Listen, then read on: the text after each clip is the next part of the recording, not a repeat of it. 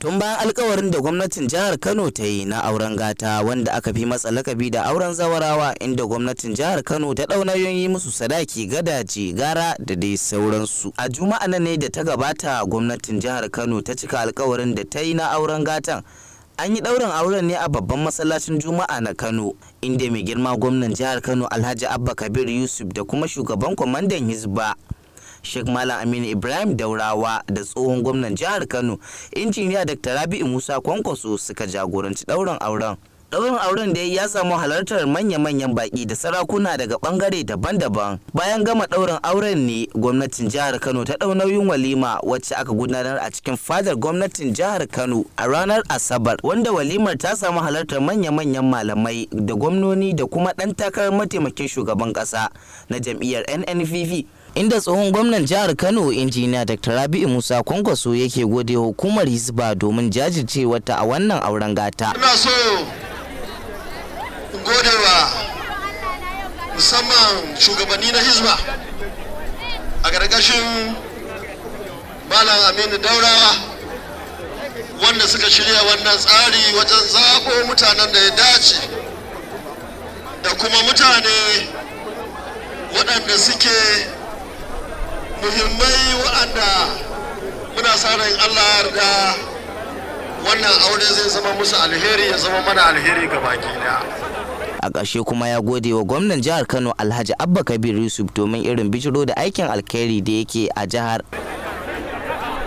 A nan nake godewa mai girma gwamna saboda aikace-aikace na alheri, musamman wannan aure na zawarawa ko auren gata, musamman kuma inda ake ta gyara a gari, gyaran tituna, kwashe shara, ruwan famfo, harkar ilimi. Shi ma gwamnan jihar Kano din a nasa bayanin ya ja hankalin amare da su zama masu biyayya ga mazajensu, haka zalika su ma angwayen ya ja hankalinsu akan su zama masu tausayi ga matayensu. Bugu da ƙari, kowa ya sani cewa aure ginshiki ne na tabbatar da ɗorewar al'umma tare da daga darajarsu.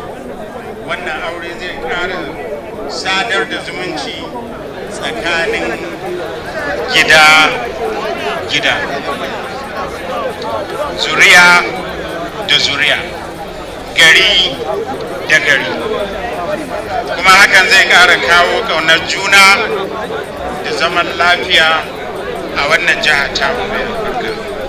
Muna fata amare za ku zama masu ladabi da biyayya ga angwayenku.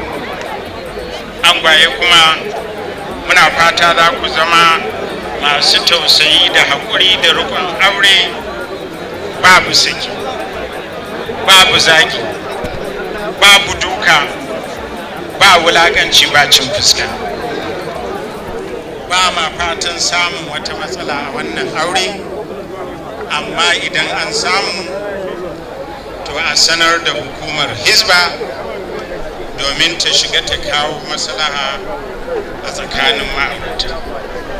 A wannan gabar nake son amfani da wannan dama domin in gode wa hukumar Hizba saboda namijin ƙoƙarin da suka yi babu dare ba rana domin tabbatar da yin wannan aure a kan lokacin da muka ba su. A ƙarshe dai shi ma kwamandan Hizba ya ƙara da nasa bayanin inda yake cewa sun yi tsatsauran bincike domin wajen tantance masu wannan auren gata. Da girma gwamna mun ɗauki wannan mataki kamar yadda ka bada umarni, kuma mun yi nasarar tantance waɗannan amare ta hanyar raba musu forms suka cike suka dawo mana da shi. Sai kuma forms na biyu wanda yake na referee. Kowanne sai ya zo mana da wani mutum da zai tsaya masa cewa ya cika sharaɗin da ka ambata mai girma gwamna cewa 'ya'yan talakawa kake so su shiga cikin wannan shiri. A wannan forms mun nemi waɗanda zai tsaya ma dukkan amaren nan. Sai mataki na uku kace mu kai su asibiti domin a tantance lafiyarsu. An haɗa mu da DG na Saka ƙarƙashin kwamishina na lafiya wanda aka tura local government 44 domin tantance lafiyar waɗannan ma'aurata. An musu tests iri-iri kuma a ciki an tabbatar mana da duk wanda ka gani a filin nan to ya wuce matsayin an tantance lafiyarsa. Da aka ji angwayen nan lafiyarsu kalau da angwayen da amaran saboda mun kai su asibiti duka an tabbatar. A ƙarshe dai shi ma kwamandan Hisba Sheikh Malam Aminu Ibrahim Daurawa yake godewa injiniya Abba Kabir Yusuf domin jajircewarsa.